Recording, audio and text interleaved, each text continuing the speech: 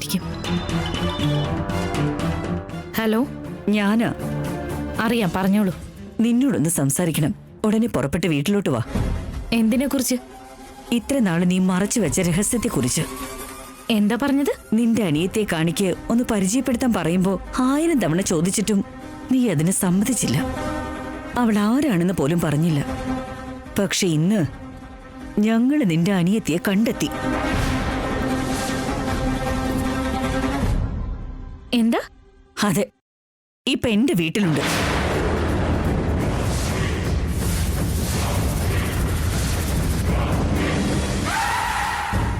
നീ ഞങ്ങളോടൊന്നും പറഞ്ഞില്ലെന്ന് വെച്ച സത്യം ഇല്ലാതാവോ? ഞങ്ങള് വിശ്വസിക്കുന്ന ദൈവം ഞങ്ങൾക്ക് കാണിച്ചു തരാതിരിക്കോ? വേഗം ഇങ്ങോട്ട് വാ.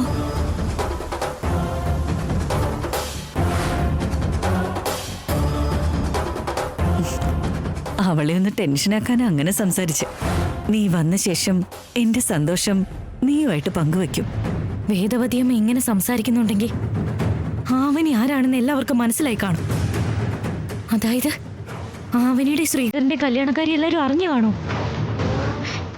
എന്റെ അനീതിയുടെ തുണയായി ഞാനിപ്പോ ഉണ്ടാവണം.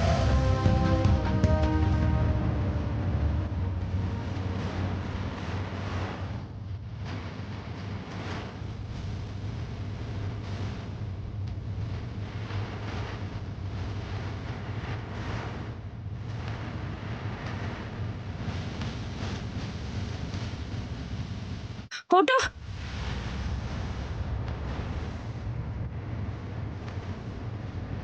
എങ്ങോട്ടാണ് മാഡം? ഞാൻ പറയാൻ വണ്ടി എടുക്ക്. ഇരുന്നോളൂ.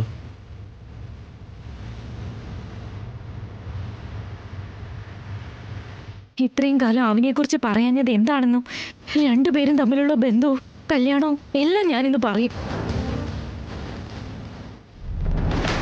എന്റെ അനിയത്തി അളിയനിപ്പോ നമ്മോടൊപ്പം ഉണ്ടായിരുന്നെങ്കിൽ എത്ര നന്നായേനെ. എന്ത് പറയാനാ അമ്മാവ? പോയവരെ നമുക്ക് തിരിച്ചു കൊണ്ടുവരാൻ പറ്റില്ലല്ലോ.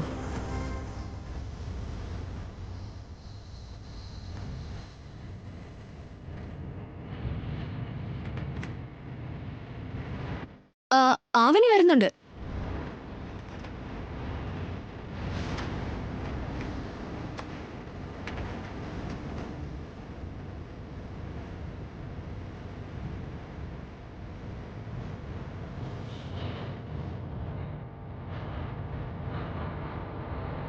ആരാണെന്നുള്ള അത്ഭുതത്തിലാവണി. ആരാണെന്നോ? ആ, ഞാൻ പറഞ്ഞു കൊടുക്കാം. ഹായ് അവനി, നിന്നെക്കുറിച്ച് എനിക്കറിയാം. എന്നെക്കുറിച്ച് നിനക്കറിയില്ല. എന്റെ പേര് കൽപ്പന. നിന്റെ അനിയത്തിയുടെ പേര് പറ. എവിടെയാ ഉള്ളേന്ന് പറ. എന്റെ അനീതിയുടെ പേര് കൽപ്പന. പ്രസാദ് റാവു അമ്മാവിന്റെയും വേദവതി അമ്മയുടെയും രണ്ടാമത്തെ അനന്തരവളാ.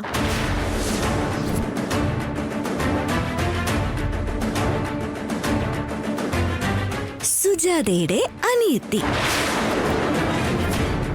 അവനി, നിന്റെ ഫ്രണ്ട് സുജാതയുടെ അനിയത്തി. ഈ വീട്ടിലെ അനന്തരവള് വന്നിട്ട് ശ്രീകരനെ പോലെ നിന്റെ മുഖത്തും ഒരു സന്തോഷമില്ലാത്ത എന്താ? കറന്റ് അടിച്ചതുപോലെ നിൽക്കുന്നത് എന്താ? എന്റെ വേദവതി അമ്മായി എന്റെ സുജാത ചേച്ചിക്ക് ഫോൺ ചെയ്ത് ഇങ്ങോട്ട് വരാൻ പറഞ്ഞു. കുറച്ചു സമയത്തിനുള്ളിൽ എന്റെ ചേച്ചി ഇങ്ങോട്ട് വരുന്നുണ്ടാവനി. അതേ മോളെ, സുജാതയുടെ അനിയത്തിയാണെന്ന് ശ്രീകരനോട് പറഞ്ഞപ്പോ അവൻ ഒട്ടും വിശ്വാസം തോന്നിയില്ല. എനിക്കും എന്തോ ഒരു വിശ്വാസം തോന്നുന്നില്ല ആന്റി. നിന്റെ അനിയത്തി ആരാണെന്ന് മനസ്സിലായി. ഒന്ന് വേഗം വായൊന്ന് പറഞ്ഞ് വിളിച്ചിരുന്നു. എല്ലാ സംശയവും തീരുമല്ലോ. അനിയത്തെക്കുറിച്ച് അറിഞ്ഞു എന്ന് പറഞ്ഞപ്പോ തന്നെ ചേച്ചി എന്നെ കുറിച്ചാണ് മനസ്സിലാക്കിയതെന്ന് കരുതി കാണും. അബദ്ധത്തിൽ എല്ലാവരുടെയും മുന്നിൽ വെച്ച് എന്തെങ്കിലും പറയോ? ഉടനെ തന്നെ ഫോൺ ചെയ്ത് സംസാരിക്കണം. അങ്ങനെ അനന്തരവളെത്തിയ സന്ദർഭമല്ലേ, ഒരു പൂജയും നടത്തി ആടിനെയും വെട്ടി നമുക്കങ്ങ് ആഘോഷിക്കാമേ.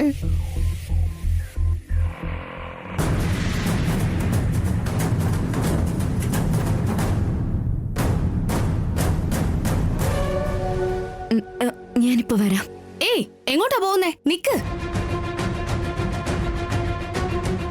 ആവനി എന്തിനാ? അവള് പോയിക്കോട്ടെ. നിന്ന എന്താണ് കുഴപ്പം? മുഖത്തൊരു ചിരി പോലും ഇല്ലാതെ അവൻ പിടിച്ചത് കണ്ടില്ലേ? അവന് ഇങ്ങനെ നിൽക്കുന്നുണ്ടെങ്കിൽ അതിനെന്തോ കാര്യം ഉണ്ടായിട്ടായിരിക്കും. മനസ്സിൽ എന്തെങ്കിലും ഉണ്ടെങ്കിൽ പുറത്തു പറയത്. ഉള്ളിൽ ഇങ്ങനെ നീറി നിൽക്കുന്നത് എന്തിനാ?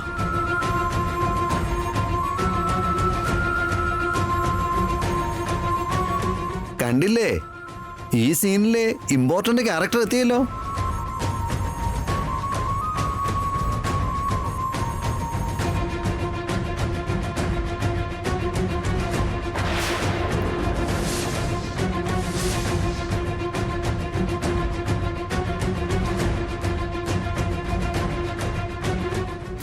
സുജാത, വാ മോളെ.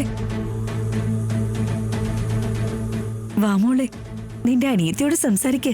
വേറെ വഴിയില്ല. എല്ലാ കാര്യങ്ങളും എല്ലാവരോടും തുറന്നു പറയണം. സത്യങ്ങൾ ഇന്ന് എല്ലാവരും അറിയണം. അവിടെ നിന്ന് പോയതെന്താ മോളെ? വാ മോളെ. വാ സുജാതെ വാ. കാക്കാത്തിയുടെ വേഷത്തിൽ ഞാൻ വന്ന ദിവസം നീ പറഞ്ഞ പേര് തന്നെ ഞാൻ ഉപയോഗിച്ചേ. ഇപ്പൊ നീ ഉറപ്പായിട്ടും ആവനിയുടെ കാര്യം പുറത്തു പറയും. ഇത് ചേച്ചി അനിയത്തെയും പോലുള്ള ബന്ധമാണോ ശരിക്കുള്ള രക്തബന്ധമുണ്ടോ എന്നൊക്കെ ഇന്നറിയാം.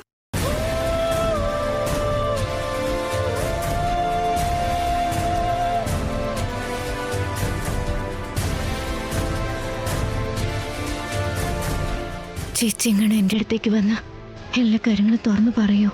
എന്താ മോളെ അങ്ങനെ നിൽക്കുന്നത്? വാ, വന്ന് സംസാരിക്കേ.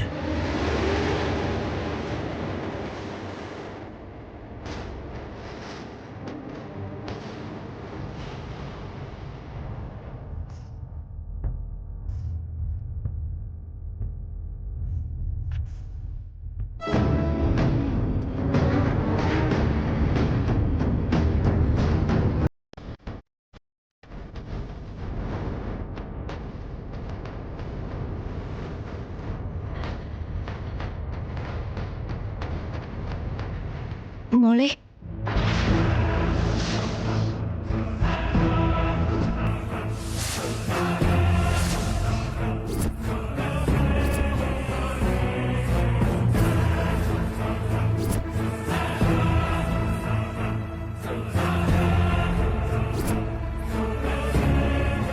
എന്നോട് ഒരു വാക്ക് പോലും പറയാതെ നീ എന്താ ഇങ്ങ് വന്നേ? എന്നോട് പറഞ്ഞിരുന്നെങ്കിൽ നമുക്ക് ഒരുമിച്ച് ഇങ്ങോട്ട് പോരാൻ പാടില്ലായിരുന്നോ?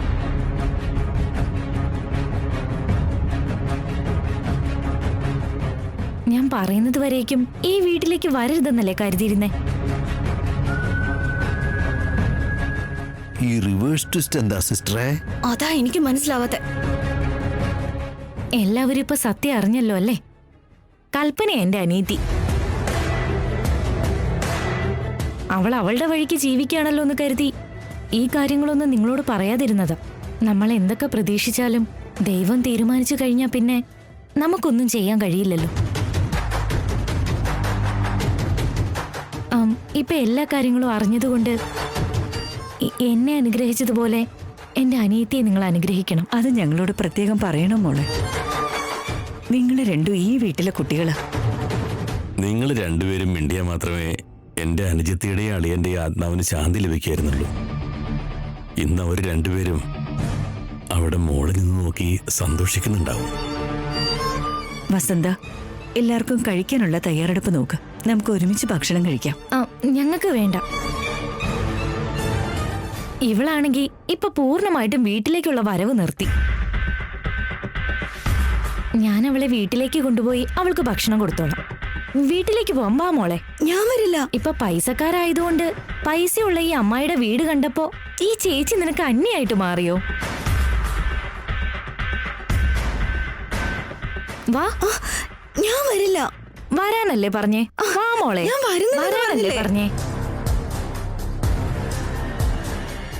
വരാൻ. ഞാൻ വരുന്നില്ല എന്ന് പറഞ്ഞല്ലേ, പിന്നെന്തിനാ വെറുതെ വാശി പിടിക്കുന്നേ? എന്താ വന്നാല്? എന്താന്ന് വെച്ചാ ലാവണ്യ എന്നോട് ഇത്രയൊക്കെ പറഞ്ഞിട്ടുള്ളൂ.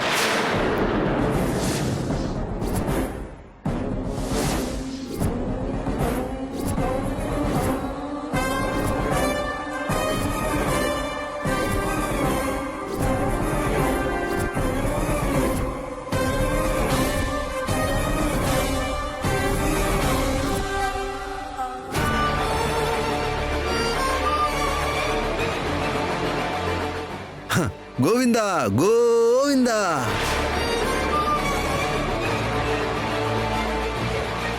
ഇതിനേക്കാൾ കൂടുതൽ ഒന്നും സംഭവിക്കില്ലെന്നാ പറഞ്ഞേ.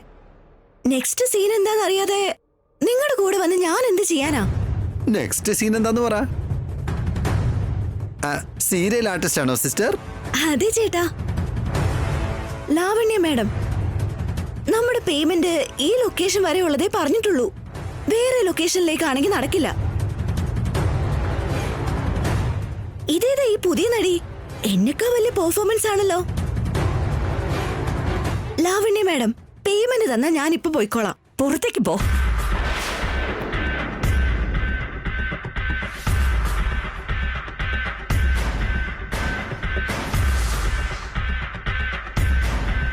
ഇനി ഒരു നിമിഷം കൂടി നിന്നെ ഈ വീട്ടിൽ കണ്ട പൈസയായിരിക്കില്ല, അടിയായിരിക്കും നിനക്ക് കിട്ടുക. പോ. ലാവണ്യ മാഡം, റെമ്യൂണറേഷൻ ഓൺലൈനിൽ പേയ്മെന്റ് ചെയ്യണം.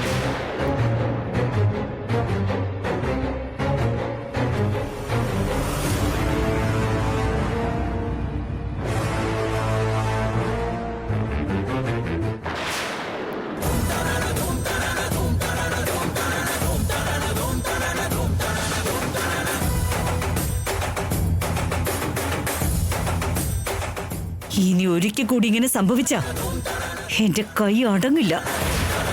ബുദ്ധിയില്ലേ നിനക്ക്? എന്താ തമാശ കളിക്കുക?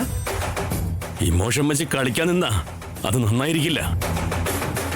ശരിക്കും ഞങ്ങളുടെ അനന്തരവള് വന്നെന്ന് കരുതി സന്തോഷിച്ചു പോയി. സുജാത ചേച്ചിയുടെ അനിയത്തി ആവനെ പോലെ തന്നെയാന്ന് പറഞ്ഞിരുന്നല്ലേ അച്ഛാ?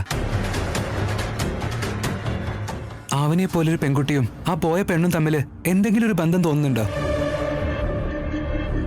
ശരിക്കും എന്താ നിന്റെ പ്രശ്നം? സുജാതയുടെ അനിയത്തി ആരാണെന്ന് കണ്ടെത്തിയ എനിക്കൊരു ഐഡന്റിറ്റി ഉണ്ടാവുമെന്ന് കരുതി. വായടക്ക്. അംഗീകാരത്തിനായി ഇങ്ങനെ വൃത്തികെട്ട രീതിയിൽ ചിന്തിക്കരുത്. സുജാത ചേച്ചിയുടെ അനിയത്തി വരേണ്ട സമയം ഏതാണോ അപ്പം വന്നോളൂ ലാവണ്യ. നിനക്കെന്താ ഇത്ര ധൃതി? എന്റെ അനിയത്തിയെ ഒളിച്ചു വെച്ച് കൊണ്ട് നടക്കണമെന്നൊന്നും എനിക്കില്ല. അവളിപ്പോ ഒരു പ്രശ്നത്തിലാണ്. പ്രശ്നോ? എന്തു പറ്റി മോളെ? അതിപ്പോ പറയാൻ പറ്റില്ല. എന്റെ അനിയത്തിയുടെ പ്രശ്നം നിങ്ങൾ പരിഹരിക്കുമെന്നുള്ള വിശ്വാസം എനിക്ക് തോന്നിയാൽ ഉടനെ തീർച്ചയായിട്ടും ഞാൻ അവളെക്കുറിച്ച് നിങ്ങളോട് പറയും. എന്റെ അനിയത്തി ആരാണെന്നറിയാൻ നിങ്ങൾ ഒരുപാട് കഷ്ടപ്പെടുന്നുണ്ടല്ലേ? അപ്പോ അവളുടെ അമ്മയെ അച്ഛനെ പോലെ ആവണം. അവളോട് ന്യായം കാണിക്കണം. അപ്പോ നിങ്ങളുടെ മഹത്വം ഞാൻ അംഗീകരിക്കാം. അത്രയും കാലം എന്റെ അനിയത്തിയെക്കുറിച്ചും അവളുടെ വിവരങ്ങളെക്കുറിച്ചും എന്നോട് ചോദിക്കരുത്.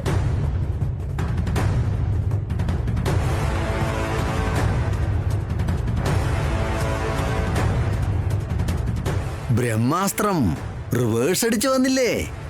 വിട്ടോ വിട്ടോ വിട്ടോ. ഒരുപാട് സന്തോഷം തോന്നിയതാ.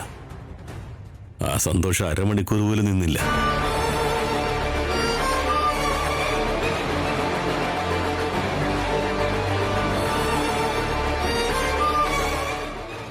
സുജാത ചേച്ചി,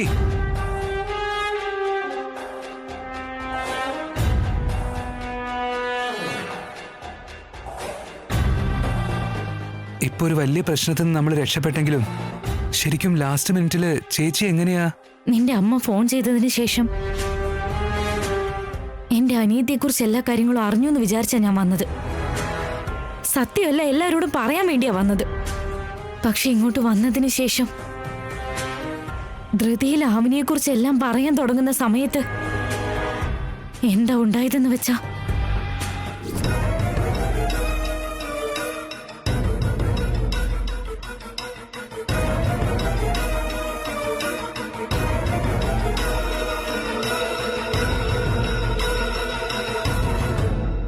ഏതോ ഒരു പെണ്ണിനെ എന്റെ അനിയത്തിയുടെ സ്ഥാനത്ത് നിർത്തി ആവിനെക്കുറിച്ച് അറിയാൻ വേണ്ടിയിട്ട് ലാവണ്യയും ടീമും കളിക്കുന്ന നാടകമാണെന്നർത്ഥം.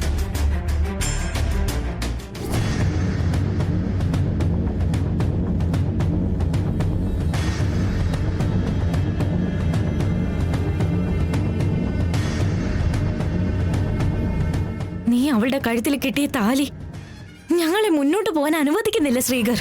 ഇല്ലെങ്കിൽ ഞങ്ങളുടെ അമ്മായിയും അമ്മാവനും ഞങ്ങളെ ഇത്ര നന്നായിട്ട് നോക്കുന്നത് കൊണ്ട് ആവനെയാണ് അനന്തരവളെന്ന് ഞാൻ അവരോട് പറയുമായിരുന്നു. എത്ര കാലം ഇങ്ങനെ പേടിച്ച് ജീവിക്കും? സ്വന്തക്കാരുടെ മുമ്പിൽ പോലും ബന്ധം എന്താണെന്ന് പുറത്തു പറയാൻ പറ്റാത്ത അവസ്ഥയായില്ലേ? നീ നന്നായിട്ടൊന്ന് ആലോചിക്ക് ശ്രീകർ.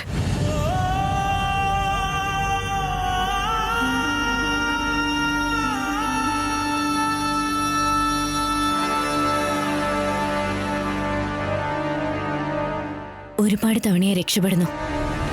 എല്ലാ തവണയും നമുക്ക് അനുകൂലമായി എല്ലാം സംഭവിക്കുമെന്ന് കരുതരുത്. ഏത് വിധത്തിലും നമ്മളെക്കുറിച്ച് സത്യം പറഞ്ഞാലാ സമാധാനത്തോടെ ഒരു അംഗീകാരം ഉണ്ടാവുക എന്ന് ആലോചിക്കേട്ട.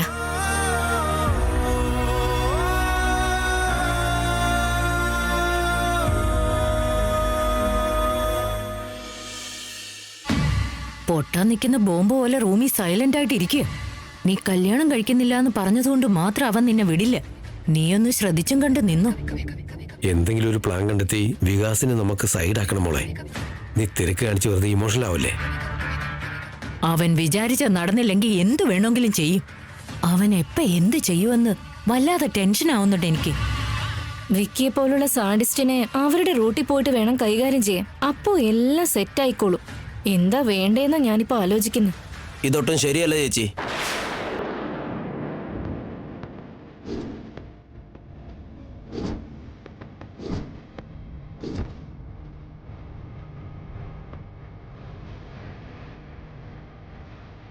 നമ്മൾ പറഞ്ഞെല്ലാം കേട്ടു പോകും.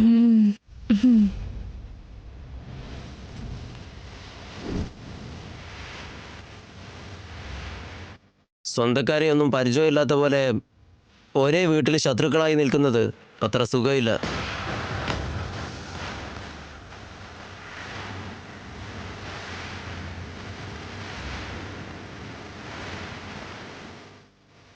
നിഹാരിക എന്നെ റിജക്റ്റ് ചെയ്തപ്പോ വല്ലാതെ ഹേർട്ടായിപ്പോയി.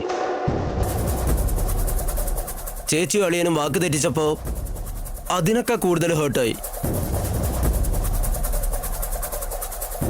നിങ്ങളെ എന്തെങ്കിലും ചെയ്ത് കളയണം എന്നുള്ള ലെവലിൽ വരെ ഞാൻ ചിന്തിച്ചു. ഫൈനലി ഒരു കാര്യം മനസ്സിലായി. ഞാൻ നിഹാരികയെ ബലം പ്രയോഗിച്ച് കല്യാണം കഴിച്ചാലും മനസ്സറിഞ്ഞ് അവളെന്റെ കൂടെ ജീവിക്കില്ലല്ലോ. അതുകൊണ്ട് ഞാൻ ദുബായിലേക്ക് തിരിച്ചു പോവുകയാണ് ചേച്ചി.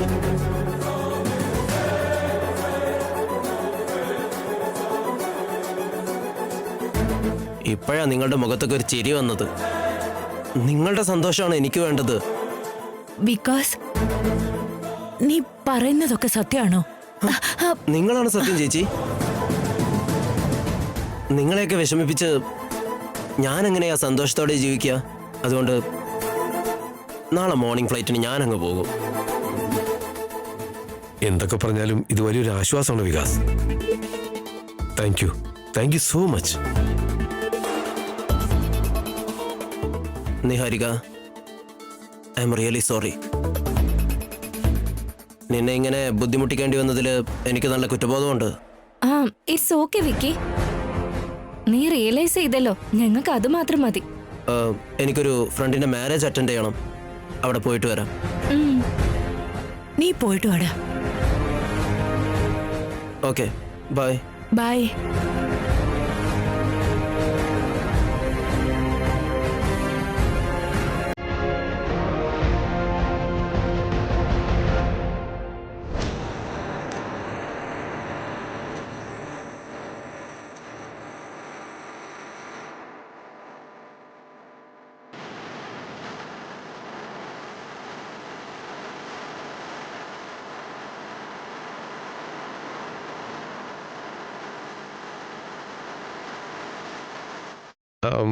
എന്ത് പറ്റി വികാസ്? ഒരു റിക്വസ്റ്റ് ഉണ്ട് നിഹാരിക. പറയൂ വിക്കി. എൻ്റെ ഫ്രണ്ട്സിൻ്റെ എല്ലായിടത്ത് ഞാൻ നിഹാരികയെ കല്യാണം കഴിക്കുമെന്ന് പറഞ്ഞിരുന്നു. ഇപ്പം ഞാൻ അങ്ങോട്ട് പോയി കഴിഞ്ഞാൽ വേർ ഈസ് യുവർ ഫിയാൻസി എന്ന് ചോദിക്കും. ഇഫ് യു ഡോണ്ട് മൈൻഡ്, ഈ ഒരൊറ്റ തവണ എനിക്ക് വേണ്ടി എൻ്റെ കൂടെ ഒന്ന് വരാമോ?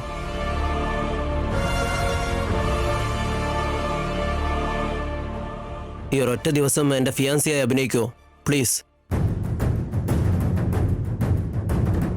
നീ എന്നെ മനസ്സിലാക്കിയതല്ലേ, അപ്പൊ പിന്നെ ഞാനും നിന്നെ തിരിച്ച് മനസ്സിലാക്കണ്ടേ? തീർച്ചയായിട്ടും ഞാൻ വരും. Thank you. ആ, എന്നോട് നിനക്കിപ്പോ അങ്ങനെയൊന്നും ഇല്ലല്ലോ അല്ലേ? അങ്ങനത്തെ ഒന്നുമില്ല. ശരി, പോകാം. അവിടെ എല്ലാവരും ട്രഡീഷണൽ ആയിരിക്കും. സാരി എടുത്തിട്ട് വാ. ശരി, 5 മിനിറ്റിനുള്ളിൽ വരാം. ഞാൻ പുറത്ത് തന്നെ വെയിറ്റ് ചെയ്യാം. ഓക്കെ.